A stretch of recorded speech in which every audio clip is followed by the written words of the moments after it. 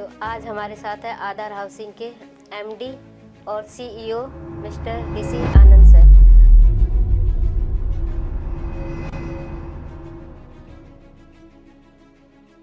आप आधार हाउसिंग के बारे में कुछ बताइए। कंपनी का बेसिक काम है हाउसिंग लोन देना, और हम उस कैटेगरी ऑफ कंज्यूमर को हाउसिंग लोन देते हैं जिसको कोई नहीं देता। आज आधार हाउसिंग फाइनेंस 600 ब्रांचेस है, 22 स्टेट्स में हम अवेलेबल हैं, और करीब लगा लीजिए आज हमारे लाइव कस्टमर 3 लाख से ऊपर हमारे लाइव कस्टमर्स हैं। आज तक हिस्टोरिकली 15 साल में करीब 8 लाख कस्टमर्स को हम घर दिलवा चुके हैं।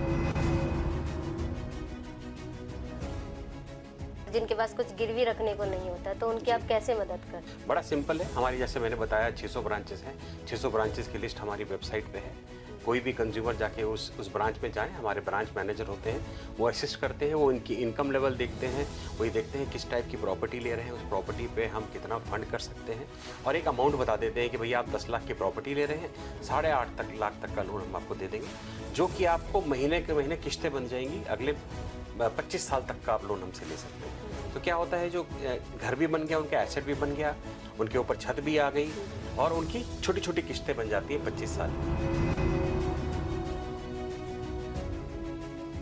मैंने बड़ी बड़ी कंपनीज के साथ काम किया है, छोटी कंपनीज के साथ काम किया है, बट आधार में आने के बाद एक वो जो दिल को सुकून मिलता है, बिकॉज अब एक ऐसे कस्टमर को लोन दिला रहे हैं, जैसे हमारे भाई बहन हैं जो कोई रिक्शा चला रहे हैं, कोई ऑटो चला रहे हैं, कोई टैक्सी चला रहे हैं, कोई पुलिस में कांस्टेबल हैं, कोई आर्मी में जवान है, जिनको लोन की सुविधा कहीं से प्राप्त नहीं होती है।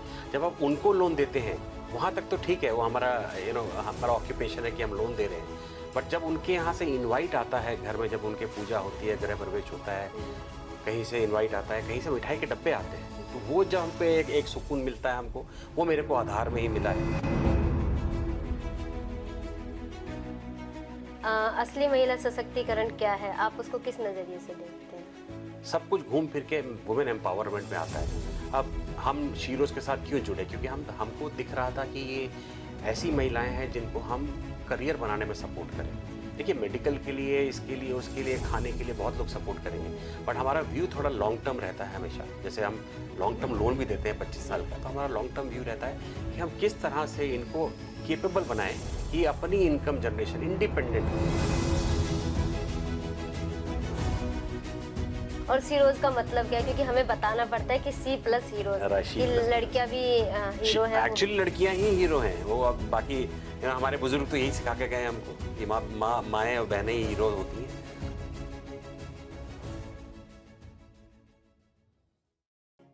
नमस्ते दोस्तों, स्वागत है आपका द सीरोज टीवी पॉडकास्ट में। मैं आपकी होस्ट रूपा। तो आज हमारे साथ है आधार हाउसिंग के एमडी और सीईओ मिस्टर ऋषि आनंद सर। तो स्वागत है सर आपका हमारे पॉडकास्ट में। तो कैसे हैं सर आप? बहुत बढ़िया, आप बताएं। मैं बहुत अच्छी हूँ। Very nice. तो सर, सबसे पहला मेरा सवाल आपसे यही है कि आपका बचपन कैसा था और आप कहाँ से बिलोंग करते हैं? मैं वैसे तो मैं बताना चाहूँ तो बहुत जगह से बिलोंग करता हूँ। मेरी पैदाइश वेस्ट बंगाल कलकत्ता में हुई थी। मेरा बचपन गुजरा एक बहुत छोटे से शहर में जिसका नाम है रांची। अब तो लोग रांची जानते हैं बिकॉज ऑफ धोनी, बट उस टाइम पे रांची बिहार का पार्ट होता था और एक बहुत छोटा शहर होता था। तो मेरी अपब्रिंगिंग वहाँ हुई, 12th तक मैं वहाँ था। 12th के बाद मैं दिल्ली शिफ्ट हो गया ग्रेजुएशन करने के लिए, और करीब लगा लीजिए 28 साल में दिल्ली में रहा, और अब आजकल मैं बॉम्बे में हूँ। तो मैं 4 जगहों को बिलोंग करता हूँ। ओके। तो अभी आपने बताया कि आप अभी आपकी पढ़ाई जो केरल और दिल्ली में हुई है जी। तो दोनों की जो जर्नी है आपकी कैसी रही और कहाँ आपको ज़्यादा बेस्ट लगी? देखिए, कंपेयर करना बड़ा अनफेयर होगा कि केरल तो चलिए मैंने पोस्ट ग्रेजुएशन सर्टिफिकेशन किया था, डिस्टेंस लर्निंग किया था, बट उस दौरान मेरे 3-4 चक्कर लगे, और ऑफिशियली मेरे काफ़ी चक्कर लगते हैं केरल को। बट क्योंकि मैंने दिल्ली में बहुत समय बिताया है और मैं अपने आप को नॉर्थ इंडियन मानता हूँ, तो मैं अगर रेट करना चाहूँ, रेट करना ठीक नहीं है, दोनों के अपने बेनिफिट्स हैं, दोनों की अपनी अच्छी चीज़ें हैं और बुरी चीज़ें हैं। बट क्योंकि मैंने 25-28 साल दिल्ली में निकाले हैं, तो मेरे को दिल्ली ज़्यादा प्रेफरेबल है। तो सर, मेरा आप आधार हाउसिंग के बारे में कुछ बताइए, क्योंकि आधार हाउसिंग बहुत लोगों को सपोर्ट करता है, तो उसके बारे में थोड़ा सा हमें बताइए। आधार हाउसिंग बेसिकली एक ये कंपनी है जो कि 2010 में बनी थी।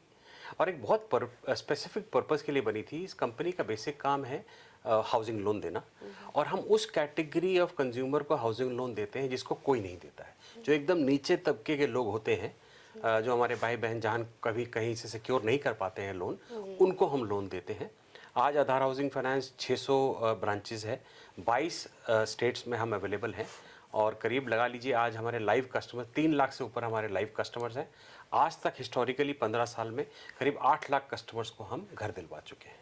तो मतलब आप कैसे उनको सपोर्ट करते हैं, क्योंकि बहुत सारे लोग ऐसे हैं जिनको आज भी नहीं पता जी कि कैसे लोन लेते हैं, और जिनके पास कुछ गिरवी रखने को नहीं होता, तो उनकी आप कैसे मदद करते हैं? देखिए, पहली बात तो हाउसिंग लोन में किसी को कुछ गिरवी रखने की ज़रूरत नहीं है। जो घर खरीद रहे हैं कंज्यूमर, जिसके लिए हम उनको पैसा दे रहे हैं, वही घर के कागज़ हमारे पास रख दिए जाते हैं एज सिक्योरिटी, और कुछ ना गोल्ड ना कोई और कोई प्रॉपर्टी, कुछ नहीं गिरवी रखना है। बड़ा सिंपल है। हमारी, जैसे मैंने बताया, 600 ब्रांचेस हैं। 600 ब्रांचेस की लिस्ट हमारी वेबसाइट पे है। कोई भी कंज्यूमर जाके उस ब्रांच में जाएं, हमारे ब्रांच मैनेजर होते हैं, वो असिस्ट करते हैं, वो इनकी इनकम लेवल देखते हैं, वही देखते हैं किस टाइप की प्रॉपर्टी ले रहे हैं, उस प्रॉपर्टी पे हम कितना फंड कर सकते हैं, और एक अमाउंट बता देते हैं कि भैया आप 10 लाख की प्रॉपर्टी ले रहे हैं, 8.5 लाख तक का लोन हम आपको दे देंगे, जो कि आपको महीने के महीने किस्तें बन जाएंगी, अगले 25 साल तक का आप लोन हमसे ले सकते हैं। तो क्या होता है, जो घर भी बन गया, उनका एसेट भी बन गया, उनके ऊपर छत भी आ गई, और उनकी छोटी छोटी किस्तें बन जाती हैं 25 साल की। तो अपने बारे में बताइए, आप इतना अच्छा काम कर रहे हैं, इतने लोगों को सपोर्ट कर रहे हैं, उनके लिए घर, मतलब भाई सबके सपने होते हैं कि हमारा खुद का घर हो, तो आपकी जो जर्नी है आधार हाउसिंग में, वो अब तक की कैसी रही? नहीं, सो मैंने आधार हाउसिंग में, मेरा ये 7th ईयर है, 7 साल हो गए मेरे को। और ये ग्रुप, जो पहले आधार हाउसिंग फाइनेंस एक बहुत बड़े ग्रुप का पार्ट होता था, टोटल उस ग्रुप में मेरे को 15 साल हो गए हैं। तो 15 साल से मैं इस ग्रुप के साथ एसोसिएटेड हूँ, और 30 साल से मैं हाउसिंग लोन कर रहा हूँ। वेरियस कंपनीज़ के साथ मैंने काम किया है। लेकिन मैं आपको एक बात बताऊं, मैंने बड़ी बड़ी कंपनीज़ के साथ काम किया है, छोटी कंपनीज़ के साथ काम किया है, बट आधार में आने के बाद एक वो जो दिल को सुकून मिलता है, बिकॉज अब एक ऐसे कस्टमर को लोन दिला रहे हैं, जैसे हमारे भाई बहन हैं जो कोई रिक्शा चला रहे हैं, कोई ऑटो चला रहे हैं, कोई टैक्सी चला रहे हैं, कोई पुलिस में कांस्टेबल हैं, कोई आर्मी में जवान है, जिनको लोन की सुविधा कहीं से प्राप्त नहीं होती है। जब आप उनको लोन देते हैं, वहाँ तक तो ठीक है, वो हमारा हमारा ऑक्यूपेशन है कि हम लोन दे रहे हैं, बट जब उनके यहाँ से इनवाइट आता है घर में, जब उनके पूजा होती है, गृह प्रवेश होता है, कहीं से इनवाइट आता है, कहीं से मिठाई के डब्बे आते हैं, तो वो जब हम पे एक सुकून मिलता है हमको, वो मेरे को आधार में ही मिला है। और बड़ा अच्छा लगता है जब हम उनके घर जाते हैं और उनके फैमिली से मिलते हैं, उनको हम खुद अपने हाथ से चेक पकड़ाते हैं, तो 99% कस्टमर्स के हमने देखा आंखों में आंसू होते हैं उस टाइम। ये आंसू दुख के नहीं होते हैं, ये आंसू उस सुख के होते हैं जो कि हमारे ज़रिए ऊपर वाले ने हमको एक ज़रिया बनाया है, वो हमारे ज़रिए उनको प्राप्त हो रहा है। सर, मतलब मुझे तो, मैं पहली बार ऐसे सुन रही हूँ, क्योंकि मैं बहुत सारी कोशिशें करती हूँ कि काश मेरा खुद का एक सपना है कि मेरा खुद का घर हो, तो अब मुझे वो रास्ता दिख रहा है कि मैं नहीं, हम we will be more than glad कि आप अपना घर बनाइए, और हम उसमें अपने आप को जैसे मैंने बताया, हम एक ज़रिया हैं, तो हम आपके लिए भी एक ज़रिया बनेंगे। सर, मेरा महिला से रिलेटेड ये सवाल है, असली महिला सशक्तिकरण क्या है? आप उसको किस नज़रिए से देखते हैं?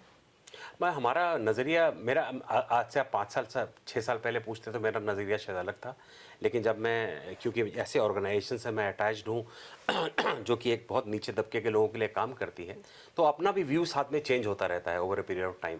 अब मेरे साथ जो आपने क्वेश्चन किया, मेरे ख्याल से सब कुछ घूम फिर के वुमेन एम्पावरमेंट में आता है।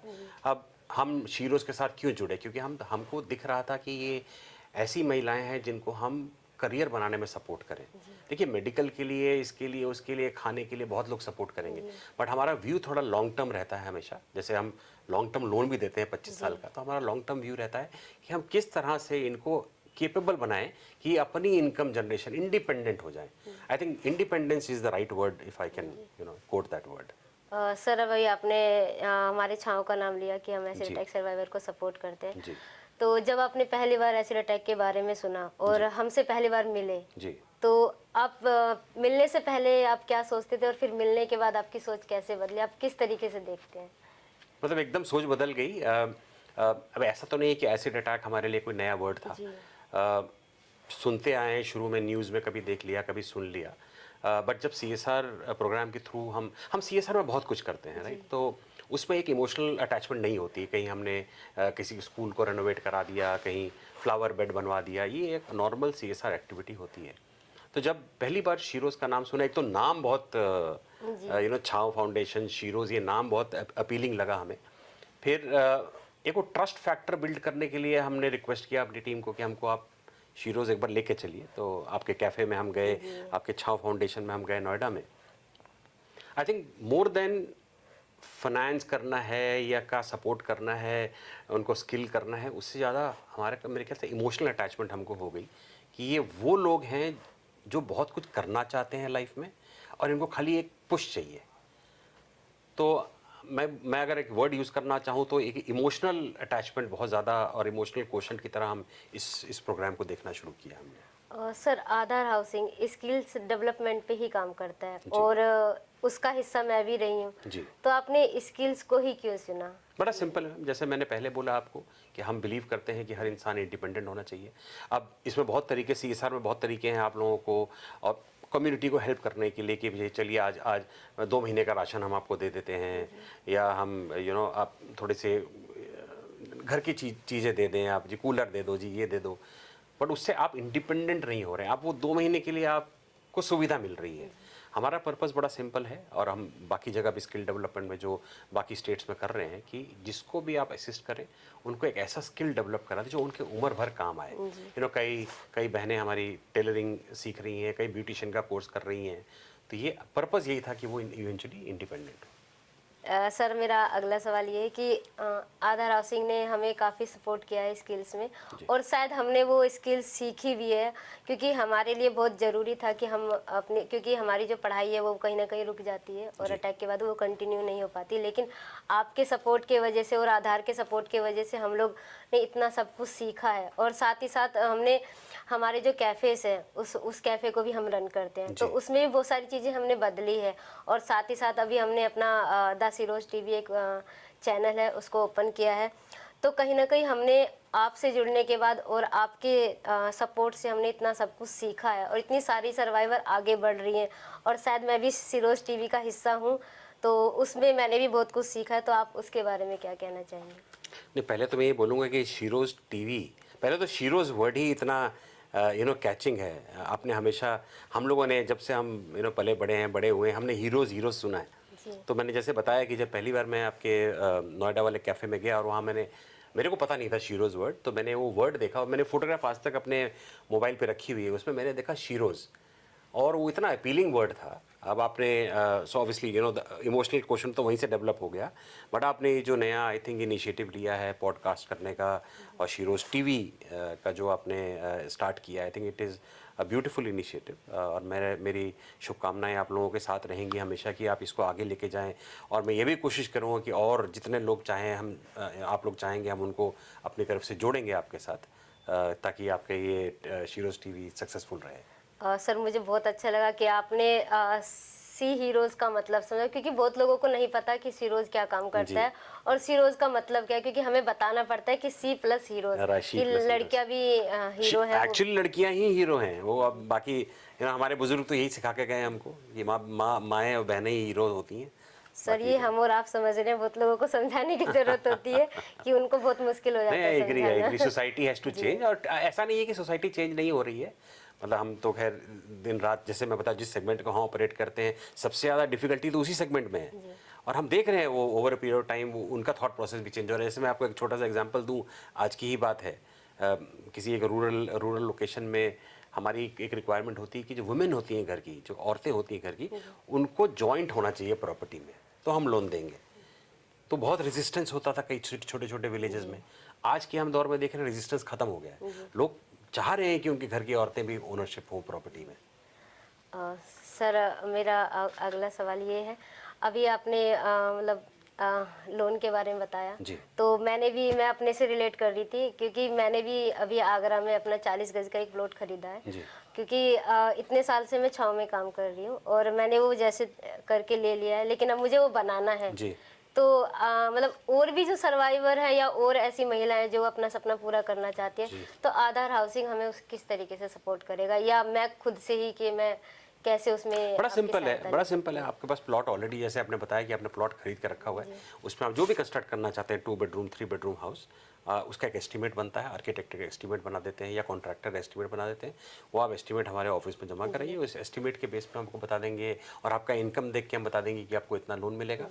और क्योंकि आप सेल्फ कंस्ट्रक्शन करना चाह रहे हैं, आप खुद बनाना चाह रहे हैं, तो 3 या 4 ट्रांच में आपको पैसा मिल जाएगा। आप घर बनाइए, 25 साल में पैसा हमको धीरे धीरे देते रहिए और अपने घर को एंजॉय करिए।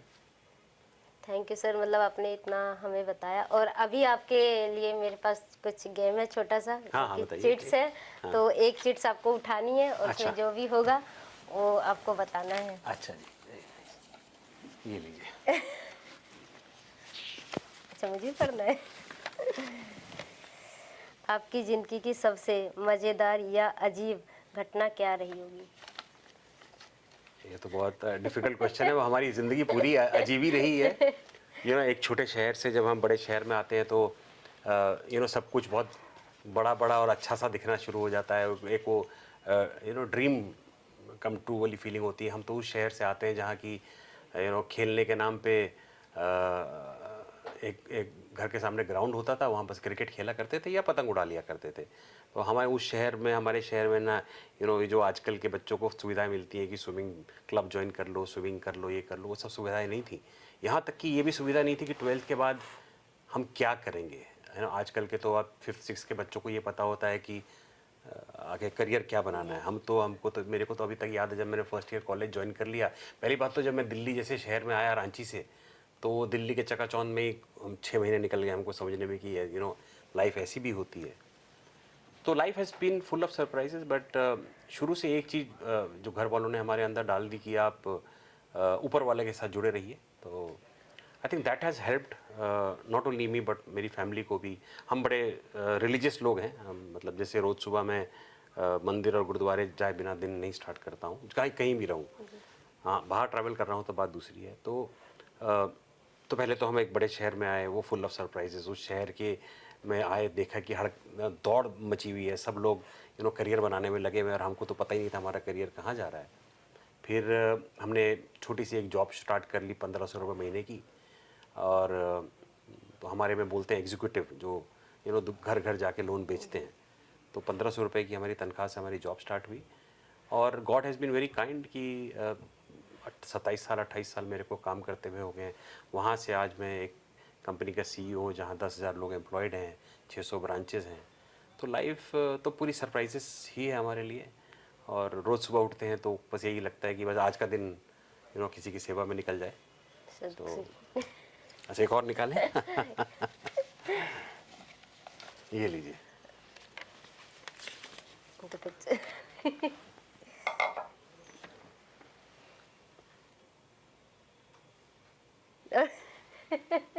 सर, ये आप खुद ही पढ़ लीजिए। खुद पढ़ें। अगर आपको ऑफिस में पालतू जानवर लाने की इजाज़त मिल जाए तो आप किसको लाते? वैसे तो जानवरों से बड़ा मैं प्रेम करता हूँ, बट अगर मेरे को ये इजाज़त मिल जाए, जो कि मैं खुद भी इजाज़त दे सकता हूँ, तो मैं एक डॉग को लाना चाहूँगा। मैं बहुत बड़ा डॉग लवर हूँ, प्रेफरेबली स्ट्रीट डॉग्स। जैसे मैंने आपको जैसे अभी बताया कि मैं मंदिर गुरुद्वारे जाता हूँ, तो मेरा टोटल जो प्रोसेस है वो 45 मिनट का रोज़ सुबह का। उसमें डॉग फीडिंग का एक छोटा सा 5 मिनट का प्रोसेस है। मेरी गाड़ी में, अगर आप अभी जाएँ बेसमेंट में तो मेरी गाड़ी खड़ी होगी, उसमें पीछे एक मारी बिस्किट का कार्टन हमेशा अवेलेबल रहता है, क्योंकि डॉग्स को मीठा बिस्किट नहीं देते हैं। तो और मैं खाली स्ट्रीट डॉग्स को देता हूँ मैं, और पालतू को तो मैं क्या दूंगा। But you should. एंड अभी तो काफ़ी डॉग्स को लेके सुप्रीम कोर्ट का रिश्ता हो रहा है। So I am a dog lover. तो अगर मेरे को इजाज़त मिले ऑफिस से तो मैं चाहूँगा कि इंसानों के साथ यहाँ डॉग्स भी घूमें। सर, वैसे बताओ, मुझे डॉग्स बिल्कुल पसंद नहीं, लेकिन मेरी एक दोस्त है, उसके साथ रह के ना मुझे भी धीरे धीरे मतलब जानवरों से प्यार होने लगा है। कहते हैं ना कि लाइफ में शायद इंसान से ज़्यादा उन पे भरोसा कर सकते हैं। एकदम कर सकते हैं। और मैं एकदम आपकी इस बात पे और भी एक बात बोलना चाहूँगा कि वो बेजुबान ज़रूर है, बट उनके जो इमोशंस हैं ना, वो इंसान से ज़्यादा होते हैं। अब मैं आपको छोटी सी बात बताऊँ, मैं जब उस गली में राइट लेता हूँ जहाँ पे रोज़ मैं उनको फीड करता हूँ, जो कि गुरुद्वारे के सामने है, तो मैं देख सकता हूँ कि 4 कुत्ते कहीं गलियों से निकल के आ गए हैं, तो वो मेरे को तो बाद में पहचानते हो, मेरी गाड़ी पहले पहचान लेते हैं। इतने हाई इमोशंस होते हैं इनके, और ये बेवजह किसी को परेशान नहीं करते, किसी को काटते नहीं जब तक आप इनको जब तक परेशान ना उनको करें। नहीं छेड़ो, बिल्कुल सर। So, तो सर मेरा आज का आपसे लास्ट आखिरी सवाल, आप हमारे ऑडियंस को क्या बोलना चाहेंगे कि वो अपनी लाइफ में कुछ अच्छा और बेहतर करें? नहीं, मैं तो यही बोलना चाहूँगा कि जिसमें भी क्षमता है, कैपेबिलिटी है, हम तो यही चाहेंगे कि आप सारे लोग शीरोज़ से जुड़ें, और शीरोज़ को आप एक नॉर्मल सीएसआर डोनेशन एक्टिविटी की तरह ना ट्रीट करें। इनको आप इमोशन के साथ ट्रीट करें, बिकॉज़ आप किसी की ज़िंदगी को आगे बढ़ा रहे हैं, उनको इंडिपेंडेंट बनाने की कोशिश कर रहे हैं। जितना भी आप में कैपेबिलिटी है और कंट्रीब्यूशन करने की कैपेबिलिटी है, you should get attached to foundation like Chhaav, which is doing a beautiful job. हमारे तो ऑर्गेनाइजेशन में हमने कमिटमेंट लिया है और हमने बोला भी है कि हम आपके सारे जितने पॉसिबल हैं आपके शीरोज़ कैफ़े उनको रेनोवेट भी कराएंगे, और आगे भी छाव जहाँ जहाँ जाएगा हम साथ में रहेंगे। तो मेरी तो आपके दर्शकों से यही आशा रहेगी कि सारे लोग इस नोबल कॉज के साथ जुड़ें। सर अभी आपने हमारे कैफ़े को रिनोवेट करने की बात जी। कही, तो जब वो अभी हमारे नोएडा वाले कैफ़े में काम चल रहा है, जी आपने हाँ। जिस तरीके से बताया, हाँ, राइट। तो जब हम उसका उद्घाटन करेंगे तो आप एक वादा और करिए, जब हम उसका उद्घाटन करेंगे तो आप आएंगे। नहीं, हम एकदम 100% आएँगे। और मैंने ये बात जब मैं पहली बार नोएडा आया था, तब जब हमने रेनोवेशन की जी, बात जी, की जी, थी, जी। तब भी मैं बोला था कि जब रेनोवेशन हो जाएगा तो मैं ही आऊँगा, उसी दिन उसका इनॉग्रेशन करेंगे। तो मैं मतलब मेरे लिए गर्व की बात होगी कि मैं शीरोज़ में आके जब रेनोवेशन हो जाए तो वहाँ अवेलेबल रहूँ। बिल्कुल सर, हम आपका इंतज़ार करेंगे। Thank you so much. Thank you sir. आशा करते हैं दोस्तों कि आपको हमारी बातचीत बहुत अच्छी लगी, और आगे भी हम ऐसे बहुत सारे इंटरव्यू लेके आएंगे और आपसे कंटिन्यू बात करेंगे।